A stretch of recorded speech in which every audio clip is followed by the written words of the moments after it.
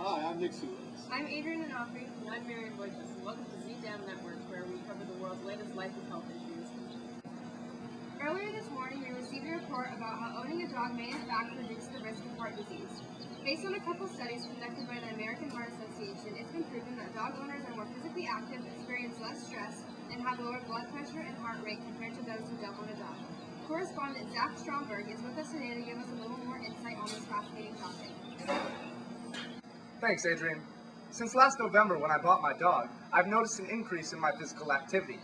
To owners who think that just going to the pound and buying a dog will fix their cardiovascular problems, it will not. If you sit on the couch every day and still eat junk food, it's not going to change your health problems. However, if you regularly take your dog on walks, you will see a decrease in blood pressure and then, furthermore, a decrease in cardiovascular risk. Now, back to our anchors. Thanks, Zach. On a similar topic of heart disease, a study done by German researchers has proven that adolescents with hypertension turn out to be better students. Academic success as a result of high blood pressure stems from a type of nerve fiber that soothes negative feelings in response to hypertension. According to Dr. Christoph Hermann-Lingen, a professor of psychosomatic medicine at University of Göttingen, if people find that increasing their blood pressure makes them feel better, they may learn this as a conditioned response to stress. Let's see what one of our correspondents has to say on the matter. It's a pointless study unless the researchers behind this can come up with a solution to make kids healthy and academically successful at the same time. What would really be great, and probably would allow already excelling students to do even better in school, is if they weren't so fatigued as a result of high blood pressure. Anyway, who is it to say that the hypertension isn't caused by a result of stressing oneself out to the point of a physical manifestation of anxiety, hence the health problem? Academically successful students are way less likely to admit to being seriously stressed out all the time because of their good grades, or that is what one can observe from a high school setting. The high blood pressure could also be a result of not getting enough exercise or physical activity because of good students always sitting at home studying. Back to you at the desk. Thanks, Noah. Moving on to a matter of national importance. The injuries sustained from the Boston Marathon bombings went from bad to worse as the shrapnel lodged into many of the victims has required complex procedures and treatments. The injuries have been so severe that 16 patients have had one of their limbs amputated. Rehabilitation hasn't been an easy task either, as there have been many complaints of unusual and unfamiliar pains, such as phantom pain, which is excruciating pain that feels like it is coming from the limb that is no longer there. Our correspondents have some direct information from some doctors in Massachusetts. Yes, we've just received more information from a few sources. Another issue mentioned by Dr. David King, a trauma surgeon at Massachusetts General Hospital, is, quote, "You have to balance between taking the pain away and them being interactive and able to participate in their own rehabilitation," unquote. It has been a rough go-around for doctors in Massachusetts. As Dr. Scott Ryan of orthopedic trauma at Tufts said, quote, "The most disturbing thing for me in treating these patients is that they were awake after it happened and looked down and saw these terrible wounds," unquote. Clearly, these victims still have a long way to go. Back to the newsroom. Yes, what a gruesome act of terror has hit our nation. Our next topic of interest concerns both the Food and Drug Administration, responsible in ensuring the public safety in all that it consumes, and the problems concerning prescription drug abuse.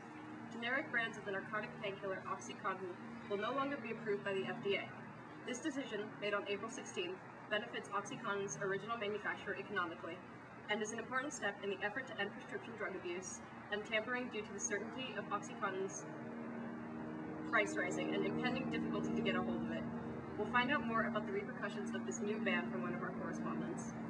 This decision is a great step towards limiting this kind of drug use. However, the idea of teenagers simply taking drugs out of their parents' medicine cabinet is still a significant issue to be worried about. Though this was an important step in weaning drug abusers of OxyContin, this may reinforce the problem of at-home drug abuse. Back to you, Miriam. We appreciate that input, Noah. Now we have more on New York's fight against obesity. In an effort to combat America's growing obesity problem, New York City has passed a law prohibiting the sales of large sugary drinks. At restaurants and coffee houses, the barista will be limited on how much sugar he or she can add to drinks on the menu. If a customer requests an extra pump or two of sweetener, the barista will be required to refuse. In New York, our correspondent Doug will be joining us to tell us a little more about how this new legislation is affecting the city. Thank you. While I believe that New York's law has well intentions, I have many doubts that it'll work, because there are many ways to get around the ban. For example, a vanilla latte from Starbucks contains way too much sugar for a normal beverage, but contains nearly 50% milk, considering the beverage healthy. The ban restricts baristas from adding extra sugar, but once the beverage is in the customer's hands, they can add as much honey or sugar as they want. It looks like this new law will most likely serve to make regular coffee morning drinkers more cumbersome. Recently, researchers in Belgium have made the discovery that near-death experiences can actually seem even more real than life itself. Dr. Stephen Lorries and the Coma Science Group have been conducting research on patients who have recently awoken from comas by giving them a series of questions about their near-death experience. The patients could all clearly remember the event that took place inside their head, even more clearly than real memories. Correspondent Zach Stromberg is here with more info. Now, Dr. Lorries disagrees with these patients, saying that what they have experienced can only be explained as a vivid hallucination. He says that the risk of dying isn't actually necessary, only for the patient to think that they might be dying. Although the vast majority of patients reported having NDEs, the amount of subjects interviewed is too small to come to a conclusion yet. Patients' perceptive may also be influenced by their religious views. But Dr. Lorries doesn't want to speculate on whether or not heaven and hell exist. Now, back to our anchors. Scientists at the University of Oxford are performing studies that show that lower math skills may not be a problem in the future. By administering high-frequency electrical noise to the brain to stimulate cells, it can boost math skills up to 6 months later. The researchers asked 51 Oxford students to complete 2 math tasks over a 5-day time frame that analyzed their ability to conduct calculations in their heads and learn math facts quicker by heart. It found that within just 5 days of using transcranial random noise stimulation, or TRNS, a painless, non-invasive, and inexpensive technique, showed long-lasting improvements in cognitive functions. Let's ask one of our correspondents about more on this development. Well, these Oxford scientists say, quote, our neuroimaging results suggested that TRNS increases the efficiency with which stimulated brain areas use their supplies of oxygen and nutrients, unquote. Scientists fear that the boosting of math skills due to TRNS may hinder the abilities of other cognitive functions, but no cases have been revealed at this time. Scientists also believe that if these studies continue in such a positive direction, the TRNS could eventually be used in clinics, classrooms, and even homes, ranging from a child falling behind in math classes to an elderly patient suffering from neurodegenerative disease such as Alzheimer's or Parkinson's. We'll see if TRNS really does become a long aid for these types of things. Back to the newsroom. On the same topic of brain development, within the last decade, ADHD diagnosis has become increasingly popular with a 47% increase since 2003. Approximately 1 in every 5 high school boys has it, and an estimated 16.4 million kids ages 4 to 17 have received an ADHD diagnosis at some point in their lives. Some argue that the increase is due to a better understanding of the illness, while other people are outraged that intense medication like Adderall and Ritalin are so readily being given out to children. Our correspondent Zach is here to give us more insight on the matter. It's true that medically, our society has come very far in the past century, and I have no doubt that we can better identify disorders like ADHD than we could in the past. However, 16.4 million kids is an astronomical number, and like some doctors have suggested, giving out intense medication that treats ADHD or ADD to so many young kids could have negative effects on a community. Many students have been able to identify peers at their school that are willing to sell pills for them for finals or big exams. What kids aren't realizing is that drugs like Adderall and Ritalin are very addictive substances and can eventually lead to anxiety, depression, and occasionally psychosis. Now, back to you guys at the station. Thank you, Zach. In France, a new deadly virus has been discovered. NCOV, or novel coronavirus, was found in a man hospitalized after returning from a trip to the United Arab Emirates. This new disease can apparently spread very quickly, and once it takes hold, it's very dangerous. Scientists say it's similar to the coronavirus that causes SARS, or severe acute respiratory syndrome. Symptoms can be very severe, including pneumonia and even kidney failure in some cases. Correspondent Doug Nomura is here with more info. Hi, Nick. So this new virus has a lot of huge implications. We could be looking at a pandemic on a similar scale of the bubonic plague. The death rate for NCOV is above 50%, with 18 of the 31 reported cases resulting in death. If the CDC or the WHO doesn't do something to learn more about this virus, and how to treat it soon, we could have a very serious problem on our hands. Hopefully, researchers can make headway quickly enough so that we can prevent an outbreak resulting in the possibility of millions of deaths. Back to you.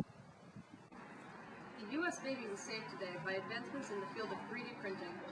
Young Kaiba Gianfrido, a 3-month-old baby, was unable to breathe on his own due to a birth defect causing his airway to collapse and stop breathing on his own.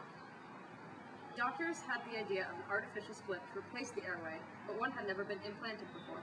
In a single day, they printed out 100 tiny tubes using computer-guided lasers to stack and fuse thin layers of plastic instead of paper and ink to form varying shapes and sizes.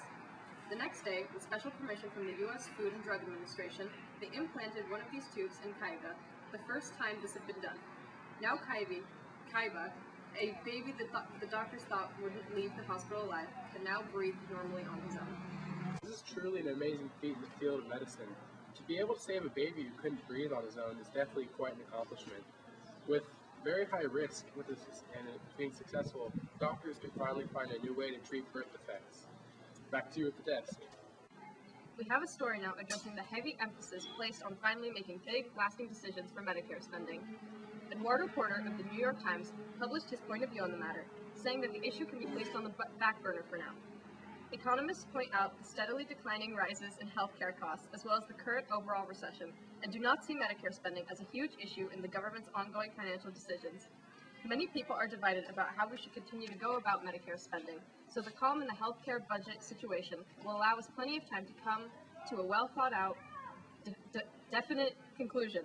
Our correspondents, I'm sure, will be happy to provide further analysis of Porter's point of view. Well, guys, this article is a great reassurance to those who have been seriously concerned with what the government is doing with Medicare spending. I personally am glad to see that there's an opening for some debate and brainstorming as to how it will ultimately be handled. Without this period of time, the government may have been rushed into a poor decision that would have been resulting in more problems than initially existed. However, I can't help but wonder if this might get pushed back a little bit too far and get bullied by other issues which may be more pressing than Medicare spending. Now, I believe the most effective course of action for this situation is for the government to keep Medicare spending as a constant and relative issue so that examination of all possible approaches can take place. Back to you guys at the station. Thank you. Now, some more uplifting news. School-based health centers are becoming more prevalent throughout the country in an attempt to provide affordable care for the public, especially in impoverished areas. The clinics, which are typically run by nonprofits or public healthcare providers in public schools, are looking to earn enough revenue to stay in operation for not just students, but whole communities.